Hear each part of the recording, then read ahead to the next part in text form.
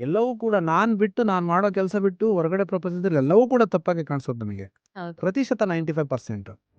ಹಾಗಾದ್ರೆ ಅವ್ರ ಜೊತೆ ಬದುಕೋದು ಬೇಡವಾ ನಾವು?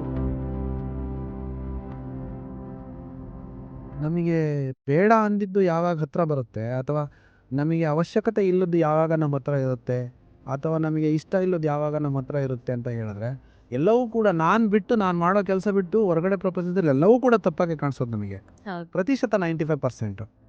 ಹಾಗಾದ್ರೆ ಅವ್ರ ಜೊತೆ ಬದುಕೋದು ಬೇಡವಾ ನಾವು? ಹಾಗಾದ್ರೆ ಅದ್ರ ಜೊತೆ ಹೊಂದ್ಕೊಂಡು ಹೋಗೋದು ಹೇಗೆ?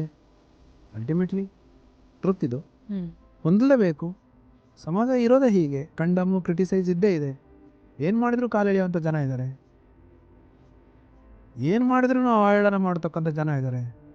ನೀವು ಏನೇ ಮಾಡಿದ್ರು ತಪ್ಪು ಹುಡ್ಕುವಂಥ ಜನ ಇದ್ದಾರೆ. ಮೊಸರಲ್ಲಿ ಕಲ್ಲು ಹುಡ್ಕೋ ಜನ ಇದ್ದಾರೆ ಇವತ್ತು.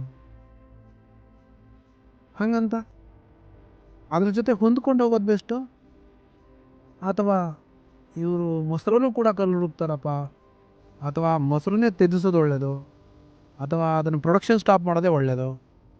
ಏನು ಹೇಳ್ತೀರಿ ಇದಕ್ಕೆ? There is no answer.